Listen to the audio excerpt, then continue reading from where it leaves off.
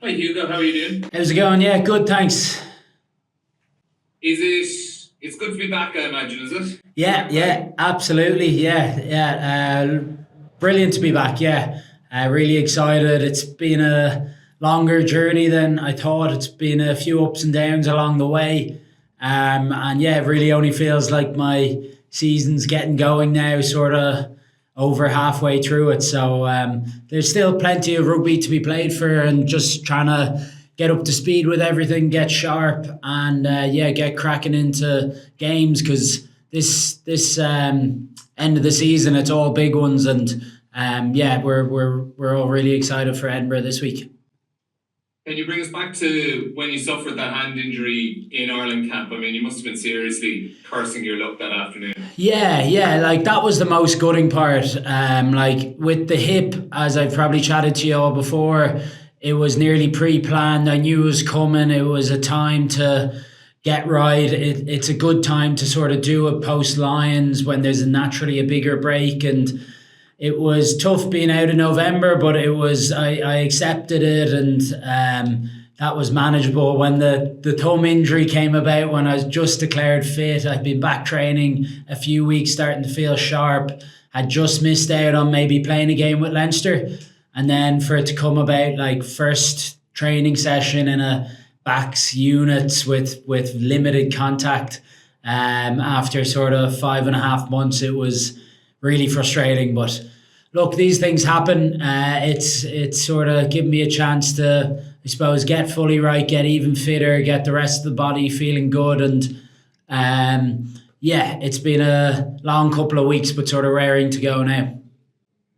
As a fullback during November and during the Six Nations, when you were having to sit there and watch, how much studying were you doing of what's going on in the backfield at the moment and the kicking game and how certain teams are reacting to it? What were you doing there, just from a fullback's point of view? Yeah, it does give you an opportunity to look at more games. You're not just analysing sort of Leinster Ireland games, or previewing opposition who are just coming right around the corner. You get to maybe dive a little bit deeper into what all the teams are doing across the Six Nations, what the different trends, tactics are.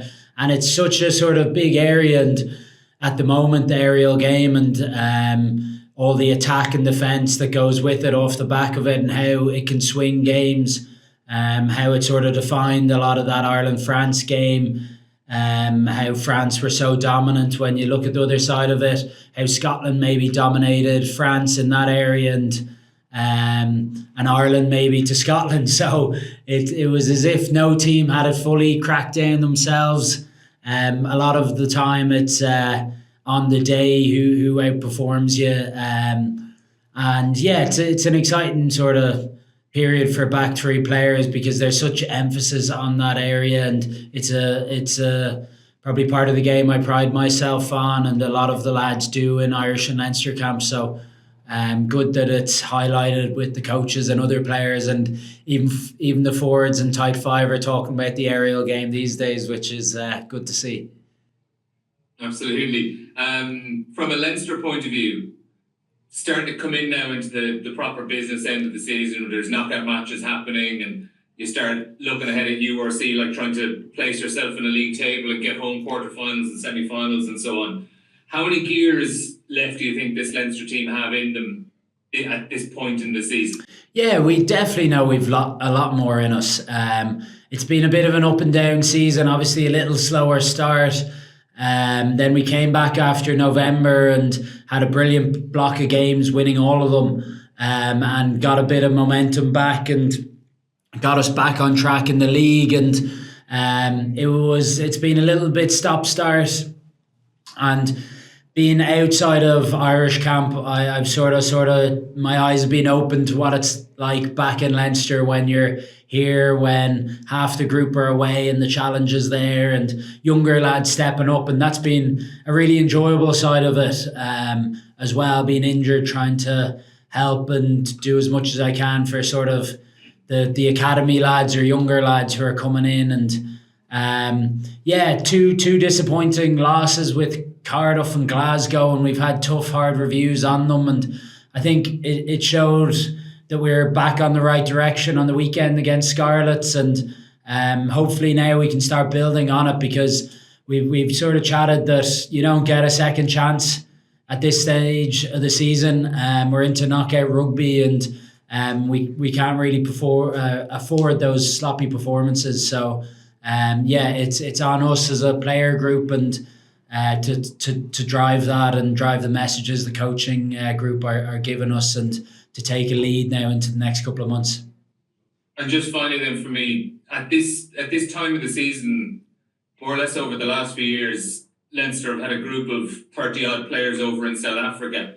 How beneficial do you think is it that trip is kind of already out of the way from the URC, that everyone can kind of be together from the end of a Six Nations right through to the end of a season? Yeah, definitely. Hopefully it'll help with that cohesion piece that I was chatting to you about. That was probably maybe one of the factors of a slower start to the season. So it's nice to have the whole group. We gathered in Kilmainham jail yesterday as a bit of a squad sort of session off-site to make those connections again, to have a bit of time amongst ourselves outside the building, players, staff. And it was the first time we've been together for nearly 2 months. I'm not sure exactly. So it's great to sort of reconnect. So many bodies on the training pitch, real good competitive teams. Nearly got 3 proper good sides going up against each other. So it's a big advantage. I think that's often what I speak about is our point of difference in Leinster, is that strength and depth and those training standards that come with it. So hopefully that'll lead to better performances in games then. Who was the tour leader in Kilmainham jail? James Ryan's often any history buffs? James Ryan's often the historian in the group. Obviously got a rich history himself with his great grandfather, and he's got a real passion and interest for it. And then we had 2 tour guides who were really good as well, sort of obviously explaining the history to it. But James would definitely take a lead. I think Leo's quite into it as well, had done the tour before and had a good experience, so that's why he thought it'd be a good idea. Good stuff. Best of luck this week. Cheers, thank you.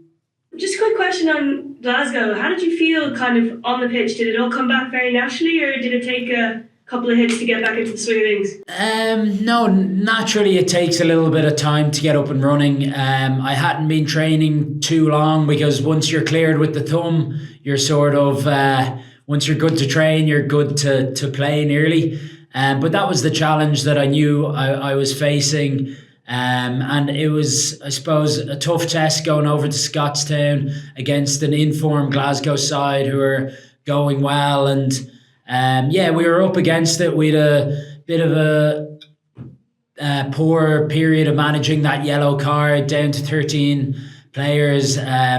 We probably have learned a lot of lessons from that, and it was an enjoyable experience. I like being back out there. It was sort of 7 months in the making, but it was obviously a tough game and such a disappointing loss. And there was a bit of niggle and a bit of fight to the game as well, which made it hurt even more.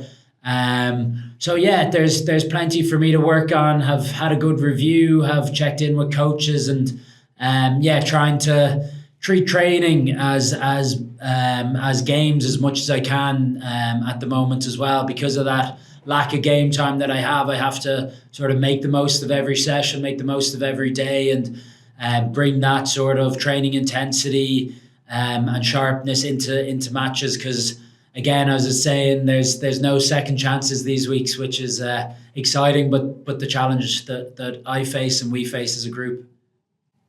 Yeah. Once you've had those reviews and stuff with coaches, were you happy with how you went, I suppose, personally in the game? I know it was a difficult loss. Yeah, it was a difficult loss. There was some good aspects that I was happy with it, and then a few sort of, whether it's decision making on the edge or what, that I have a few work-ons as well. So a mixed bag. I was happy with my effort levels, work rate levels, but it's just that sharpness that comes with games and playing that just a little bit off. And I'd like to pride myself on the highest of standards, and when you lose a game like that, you always sort of dive deeper into things you could have done better, little work-ons, little things that you didn't do. So yeah, I was pretty harsh on myself and the coaches, and everyone sort of is on those weeks, and naturally in a competitive environment as well.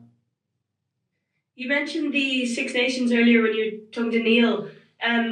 Was it difficult? Obviously, Jamie Osborne had already filled in your kind of footsteps throughout November, but then he had a really good Six Nations as well. Was that difficult to watch?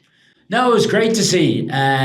Like the toughest game to watch was that France game, because I'm an Irish supporter. I was in the squad. I was there. I was fully invested in the group, trying to help.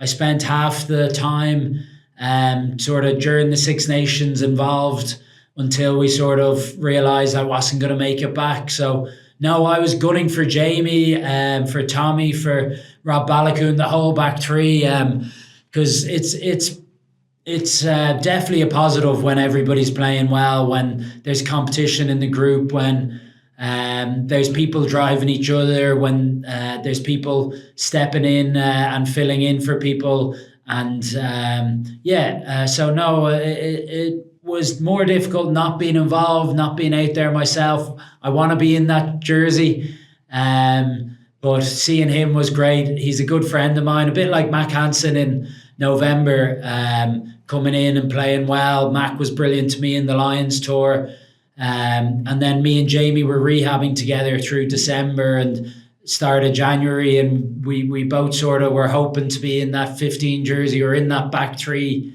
together. And then I suppose my misfortune's his luck, and that's sort of the way it goes. But look, as I said before in the past, if whether it's myself or Mac or Jamie or Jimmy or Tommy in here, whoever's playing the best, there's enough room for all of us in that back line. It's worrying about your own performance when you're out there, and trying to make each other look good, and then I think it'll reflect well on the group.